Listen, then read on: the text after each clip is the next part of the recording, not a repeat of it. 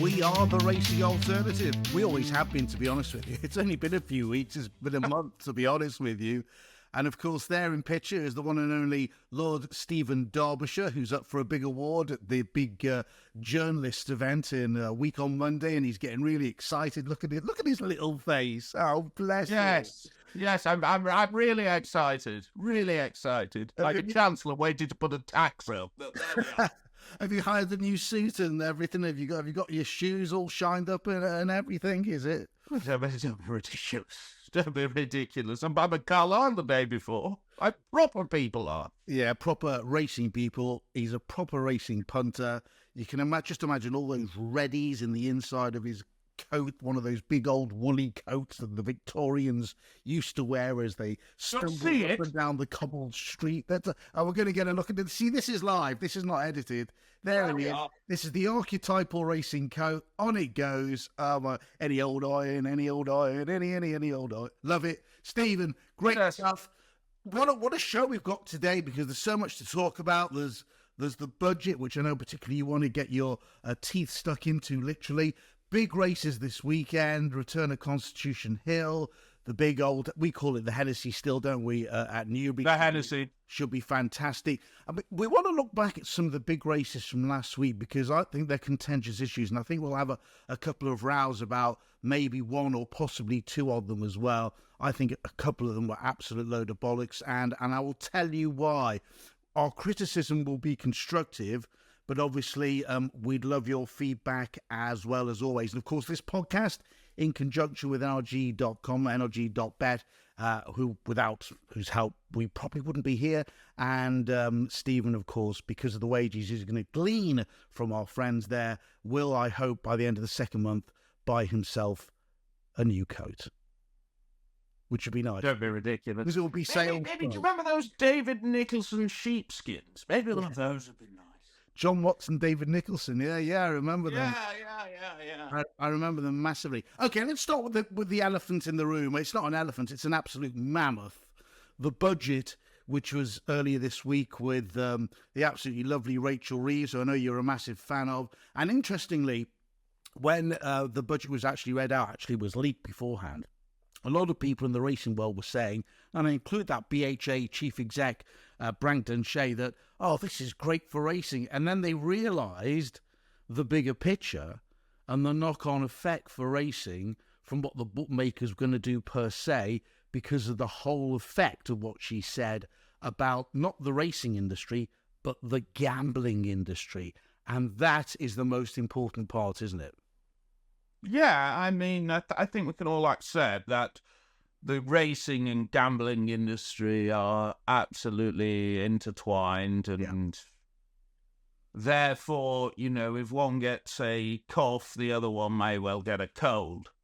But it's not quite as bad as it could have been, I don't suppose. And you've got these people in what I would call the headless chicken phase of sort of looking around and saying, we're going to do this, we're going to stop this, we're going to stop that. Well, I think the first port of call, and there is a mechanism to do this because I checked, is if she wants to increase it on gaming, for example, just reduce the investment return on gaming. I don't think I'm out of line in saying that the people there are less price sensitive. I mean, I wouldn't touch one. And clearly she wants to increase that. So I think that's the first thing. The second thing is, yes, some things are gonna go. This great tax on freedom, in my opinion, but never mind. So things like, bonus sign-up offers. I think Best Odds Guarantee will go. I had a bit of a spat with somebody on Twitter, and I don't think I was far off saying that they'll all go to about 3% a runner. Now, that then creates, well, I suppose, an opportunity for someone, and I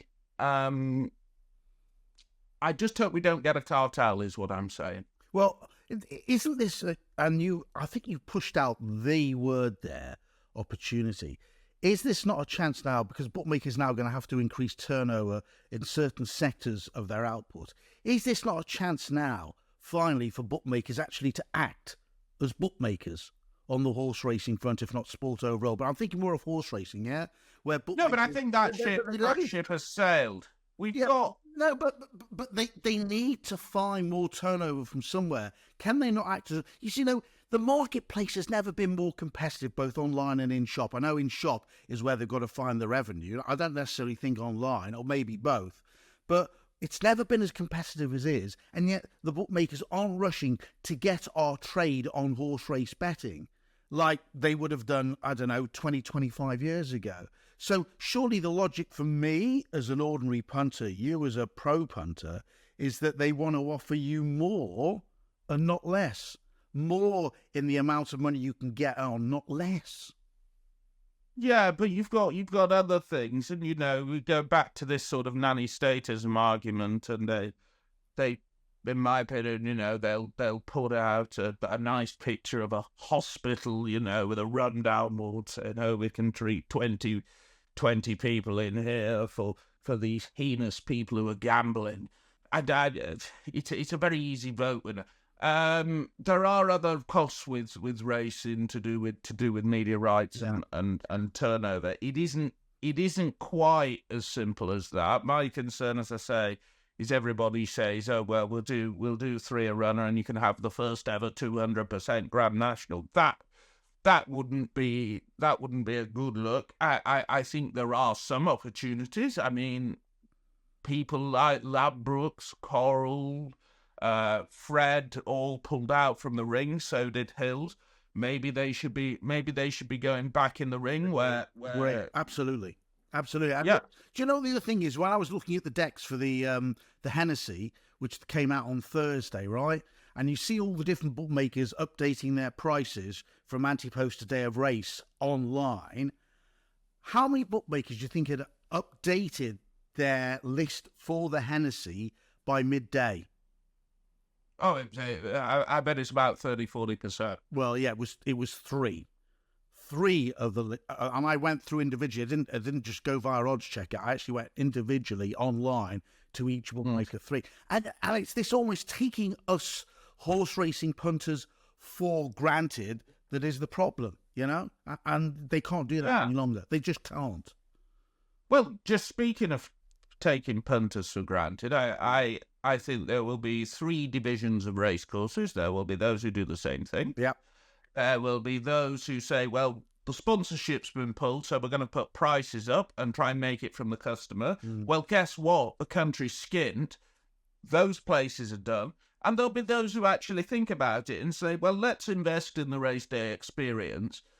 Let's make it a very good value day out, and we'll try the supermarket model of getting as many people in as quickly as possible. Yeah, and I hope the latter succeeds. Yeah. As you would want the government to do for the economy in general, it applies, doesn't it, to racing as a smaller venture and a smaller percentage of what the output has for the country. Great, I agree, absolutely agree. Will they do it? We don't know. We have no idea what's going to happen. We could, I suppose, slightly second guess what Reeves was going to do in the budget. Can we really second guess what the bookmakers are going to do? I mean, for example, Fred Dunn said he's going to close 2,000 of his shops.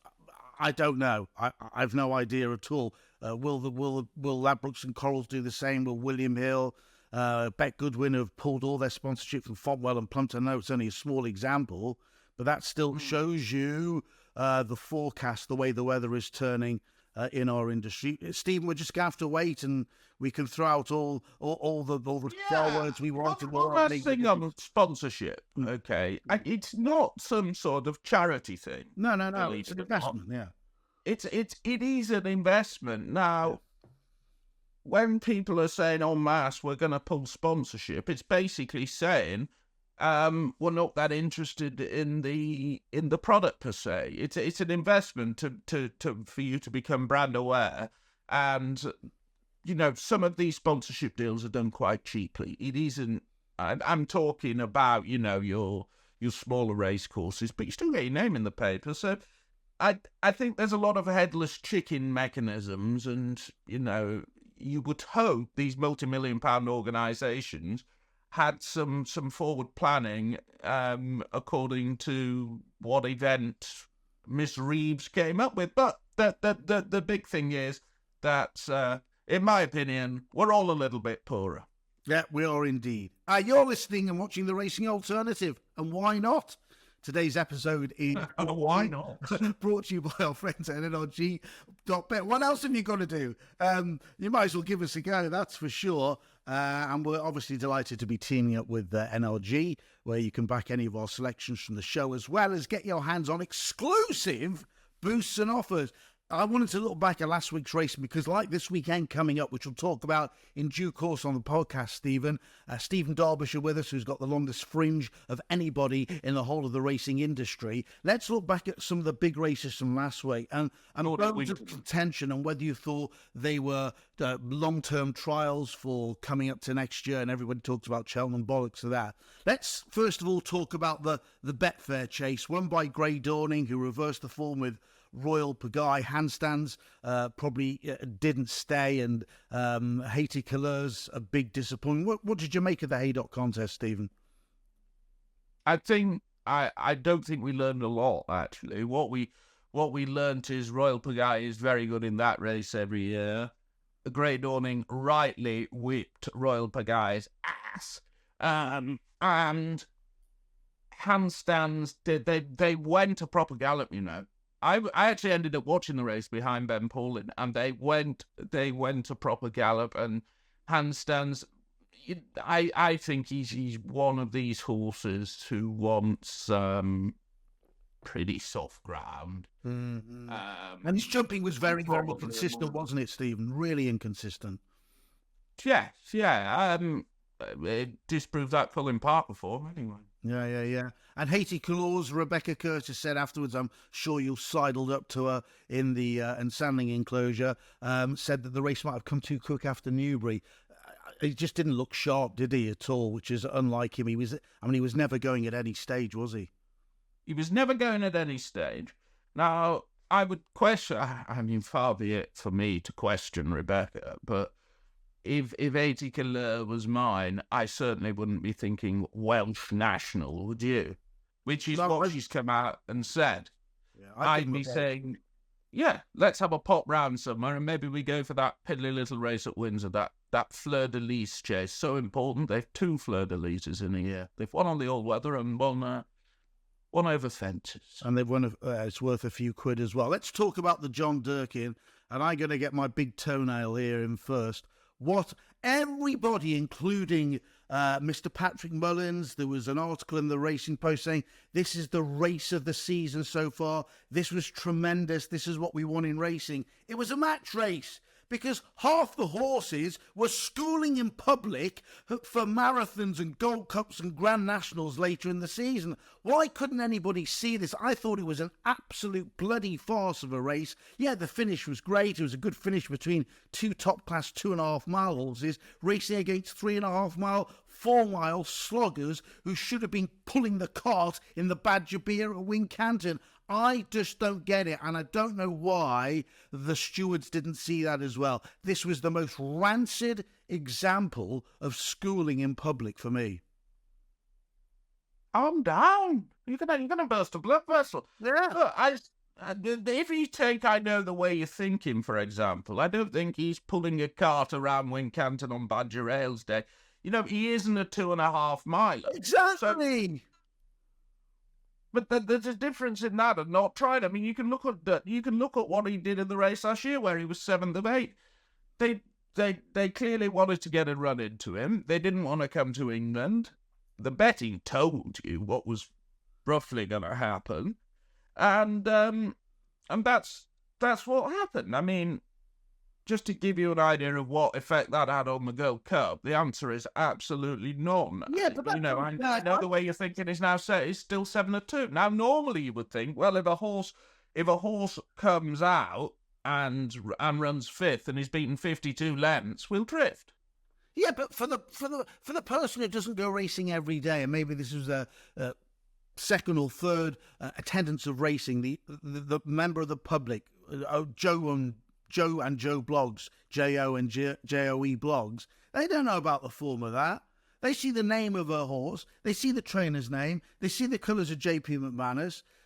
They're going to have a bet in it because they don't know about that. They don't know. Arguably, uneducated Joe and Joe blogs would probably have backed Factifile because they'd have heard of Willie Mullins. It was a good race, wasn't it? It was a very good race. They went 2 mile pace, steadied it up, came again. Factifile looked absolutely certain to pass Gaelic Warrior and didn't. Now, Paul, which one of them will run in the King George? Now, Willie said one of them will. Now, if you looked at Betfair for the last week, I'm not saying this is a certainty, but Factifile has come in a bit and Gaelic Warrior's gone out a bit. So, clearly the intention is to run one and the decision is yet to be made. If it was mine, I would probably run Gaelic Warrior there. Yeah, I think he's a horse that wants plenty of dig in the ground, and he's not the most consistent. And talking about inconsistency, what about the big chase at Ascot over the 2.5 there, the 1965 chase, where Hilaire Francais once again is blown out, and they keep saying there's something, there might be something wrong with the horse this time, but they never find anything. Well, he never raced from the front. He never got into the lead from the front, and that's the way he likes to race. I'm sick to the back teeth about people saying this is a great performance from Django Bar. I don't get it. They went an inconsistent pace down the back straight for the last time. Stop, start. The quickest 2 furlongs of the last 2 furlongs, 13.63, 13.79 on that ground, which doesn't make sense to me.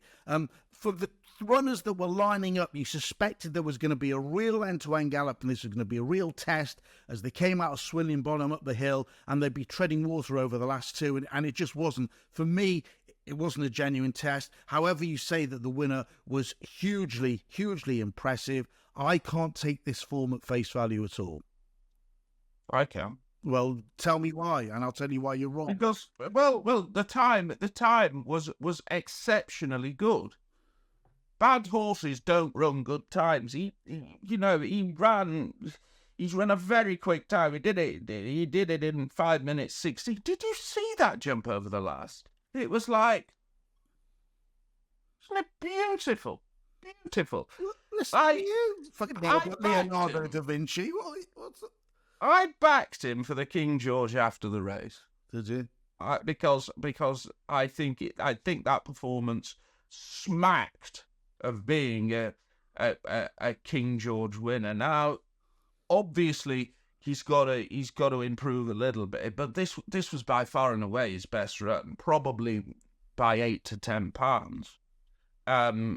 I thought Gidley Park, who's a horse on the up, ran perfectly well, and Surname probably just provides a bit of a guide to the form. I mean, the winners absolutely whooped Gidley Park. Now, how fit Gidley Park was, we don't quite know.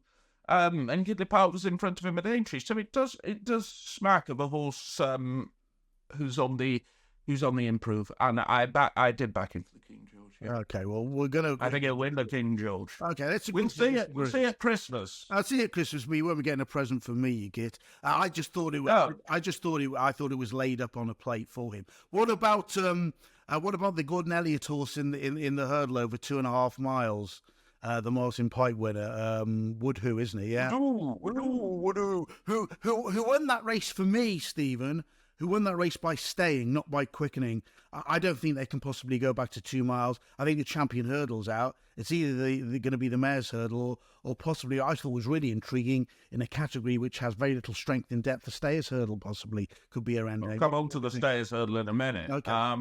But I do agree with you. I think Woodhoo would look pretty good in the stayers hurdle. Look, I don't think she beat much. I don't know. I don't know if she's good enough. But one thing I will say, did you see Cabal de Matan at Haydock? Yes, I did.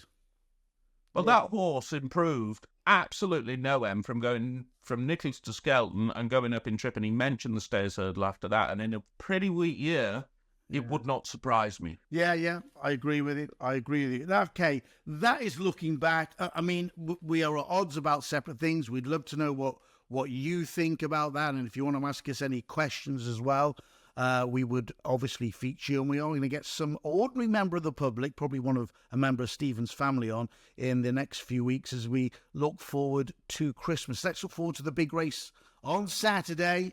If I ever called it by its real name, Mr. Derbyshire would come from behind his camera and fly down the M1 and kick my gobbin. So this is the Hennessy on Saturday at Newbury. Massive maximum field of 24. How great! We've got a maximum field, Stephen. And here's something I agree with you on. Love it. Yes. Oh, well, God bless you and your couch. And I was looking at the makeup of the race. My God, there's no shortage of runners that like to either lead or act as pressers here. The makeup of the race for me always the most important thing. My word, with a lot of rain on the Saturday, a lot of rain, they're expecting anything between 10 and 18 mils at Newbury with this low pressure coming across from the west.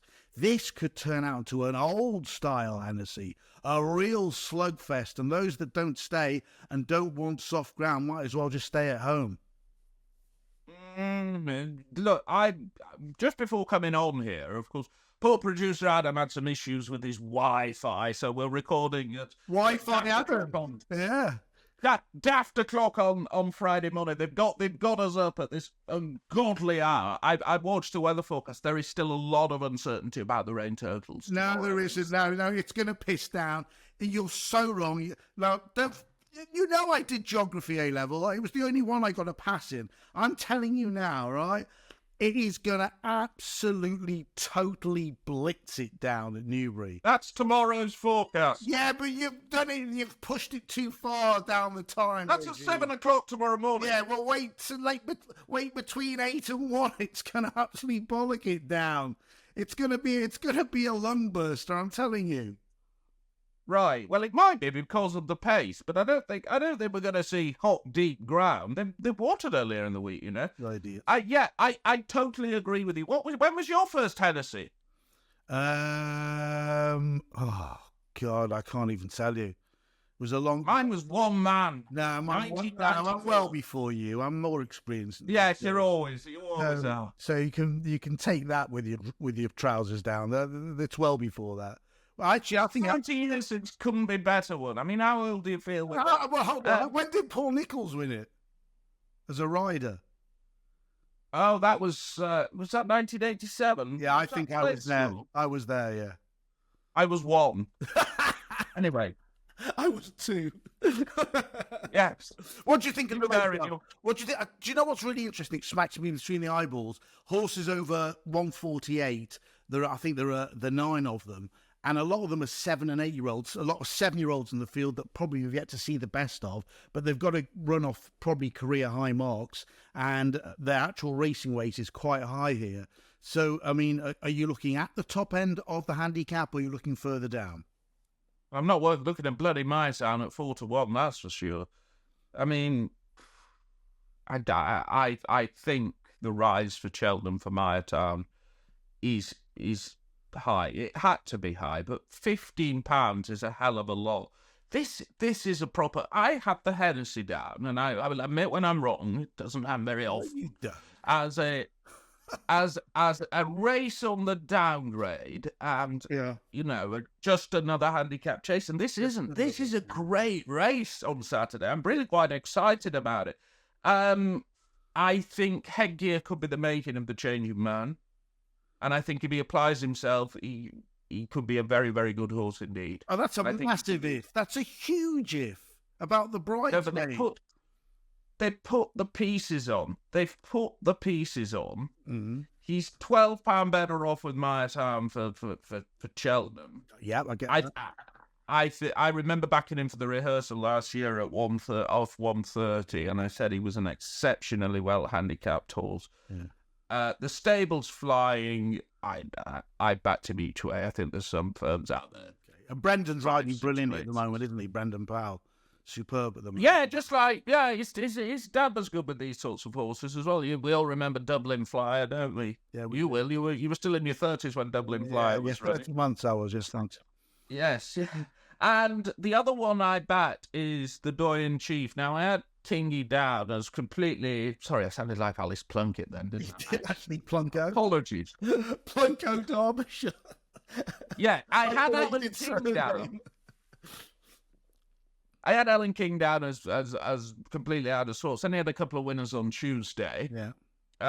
How the last one won at Wolverhampton, I'll never know, but that's a different story. But basically, the Doyen Chief's a progressive animal. They gave him a spin around banger. He ran perfectly well there. He's up £3. The question is, will he get another couple of furlongs? Well, I think if he does, if you're playing at 16, 20 to 1 for a horse on an upward curve, that will do me. Look, there's any number can win this. Agree. I've just got a feeling that Resplendent Grey might be a little bit high in the weights, because if he wins this, they'll be giving you bloody quotes for the Gold Cup, let me tell you. Well, anything in the top 7 or 8 in the weight you would do. I'm going to go with a left of centre with a big outsider. I'm not saying he's going to win, but I think he'll outrun his price. Moon d'Orange is around about 66 to 1. They've run him in 3 handicap hurdles to preserve his mark in September and twice in October. I think he will love it if there's a massive deluge here. He's my main one in the race. And I also thought that I was with you on Doyen Chief as well.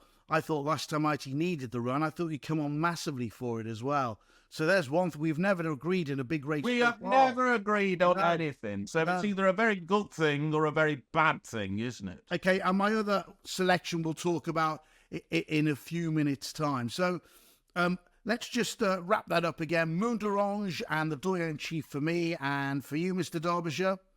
The Doyen Chief and the Changing Man. I really feel sorry for connections of Alan King's George. Kingy! I'm so sorry. He's such a lovely guy. I've been on a couple of panels with him. He's such a lovely guy. Oh, he's a lovely guy. Before That's almost trumpy.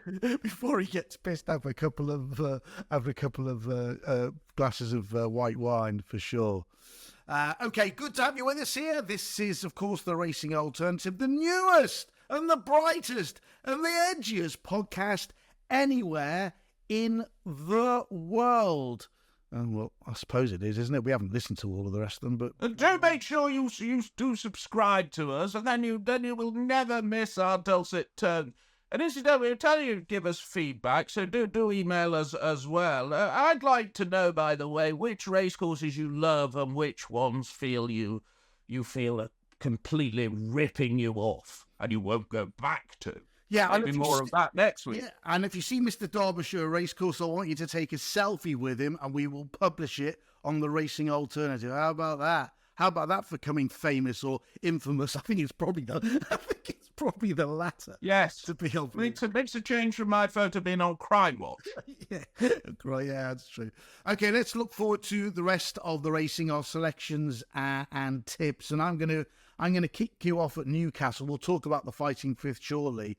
But the big handicap chase over 3 3/4 miles, well, rehearsal chase is the bigger one, but this is the longer distance. In fact, it's old Tommy Bow. He's down in the weights, but he's not getting any younger. Looks like his legs are falling off at the moment, but he's down in grade. But I really like the bottom weight here, the big break. Peter Kavanagh on board, won pretty easy last time out. It was only an egg and spoon race. He's up in grade, but I think he's absolutely crying out for a test of stamina, as his breeding would suggest, as his run style would suggest.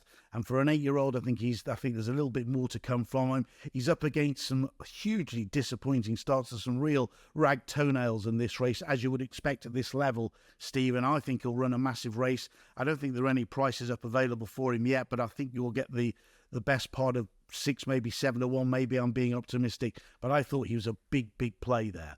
What have you got for us away from Newbury, or maybe other races at Newbury? I don't know where you go. Maybe other races. And one thing I will say, by the way, is I wish James Owen's horses were just running slightly better, because he might just get a few pounds out of Dom and Mary in that. And Dom and Mary, I thought, ran well enough at Kelso last time to just flag him here. So there's your danger. What else did I like this weekend? Well, it's tricky old stuff, isn't it? I backed in the rehearsal at the start of the week. I backed Skeltons and I backed Doc Pickney, and as a net position, I'm roughly the same. Now you're gonna hate me doing this, but to be fair, I did back General Medrano at the start of the week. This is the last race at Newbury, the Jim Gel Trophy. I thought he ran really, really well at Ascot first time. The problem is the price has gone slightly. He's now 7-4 to 1. I did back Javert Len as well when the decks came out, because I was at Aintree when he ran. He didn't look quite ready to me in the paddock. That's what I thought as well. Yeah. Yeah, he jumps like an absolute bloody stag, this horse. He's won around Newbury. So he's only £6 higher. So I think one of them will win. There you go. I mean, yeah. Javert is really interesting because if the ground does get softer, and there is a weather argument between me and Stephen on this, but if it does get softer, that'll suit him down to the ground. But as I say, the prices have probably gone about the two of them, but they are for me the two best horses in the race. Tell me about the Fighting Fifth. What's your thoughts on that? Because I mean it's a race I wouldn't have a bet on if you gave me a free bet, to be honest with you. You're right. It's one of these races where, as a racing fan, and for future reference, just watch the bloody thing. You don't know if Constitution Hill has gone at the game. I will just say, I just hope Constitution Hill doesn't fall. There is a possibility of the bloody anti-brigade being on to us, if something terrible happens. I'm sure it won't happen, but it's just something to be aware of. So you don't know if Constitution Hill's gone at the game. I think that's very... I wouldn't back it. You cannot back horses at 6-4, 13-8, who you've had to send a search party out for the last few times they've run. It just doesn't work like that. I wouldn't be into him at all at the price. Then we've got the Skeldon Horse and New Lion. Well, I have a feeling he might be better over further, but I don't know. And then we've got the Mullins horse. This Amsterdam, we don't know if Amsterdam's good enough. We don't know that much about Amsterdam. If you were pushing me for a bet now, with an absolute gun to my head, I'd probably say Amsterdam, but am I going to have a bet? No. Okay, well, Amsterdam's obviously been very, very hard to train because he's been taken out of races in the past. He's been very hard to keep on the straight and narrow. I'm going to give you one left of centre because I love doing that. That's not my political persuasion. It's because I like to look for a bit of value. 7:30 at Wolverhampton. One of these low-class handicaps over 7 furlongs. I love the top one, number 1, Straight A, who's only £1 above his last winning mark. He's got a great draw in stall number 2. He stays a mile. There is gangs and gangs of pace in here. There is loads of pace. Ali Rawlinson on board. This is easier for him than of late. As per normal, all Wolverhampton low-grade races, and Stephen could tell you every horse that runs at Wolverhampton in the last 12 months, if you gave him 2 hours to reel them off. There are loads of course and distance winners. I think this race sets up beautifully for Straight A in the 7:30 of Wolverhampton, and he will be my main bet of the day, stroking wins. Well, one thing I will say to you is apart from the last race, basically on Tuesday, you did not want to be up the inside, by the way. So you might just pay to look at the earlier races. Yeah. I haven't ruled out doing the Barney Rebel tomorrow, actually. Oh, really? Well, you can do Bangor and Wolverhampton, can't you? Yeah, you're off your head, you are, aren't you? We can't all sit in our manor house, with bags of nuts and popcorn and watching the racing whilst having servants. Some of us get down and dirty. Yeah, now, we're doing this podcast from our relative homes, right? And you're in fairest Lancashire at the moment, aren't you, yeah? Yes. Derbyshire is in Lancashire. And where are you going after we finish this podcast? Probably Musselburgh. Off your head? How do you do it? In a car that's only just roadworthy, only just. We don't need it. It's past its MOT. It's 4 new wonderful tyres, and we'll be... Yeah. And it's diesel. That's the future, Rachel. Diesel. Yeah. If you're watching, Rachel, you know where Stephen's coming from, and all your answers in a postcard, what you think of the Chancellor of the Exchequer. I think that brings us to the end of the Racing Alternative for another week. Any other business, Mr. Derbyshire? Any other business? No, we've got the Tingley Creek next week, haven't we? We've got the Beecher. It's really exciting next week. And we've got one of my favourite races of the year, the Borders National at Kelso. So I'm doing something mad next weekend. I'm at Sandown Saturday, and I'm at Kelso Sunday. There you go, Mr. Derbyshire. He's like Doctor Who. Actually, if you gave him a TARDIS, I think it would suit you more than your diesel Audi, to be honest with you. Go say to Musselburgh. We'll speak next week. And if you're having a bet this weekend, bear in mind what's happened in the budget, okay? Don't expect to be able to get on, I don't think. I just don't think you will. Go down to your shop, pay with cash, or do what Derbyshire does. Go to the racecourse, and you will almost certainly get on. That, I'm afraid, is going to be the future of racing. We will see you next week. Go well, my friend. Go well. Go well. Don't have nightmares. Do sleep well.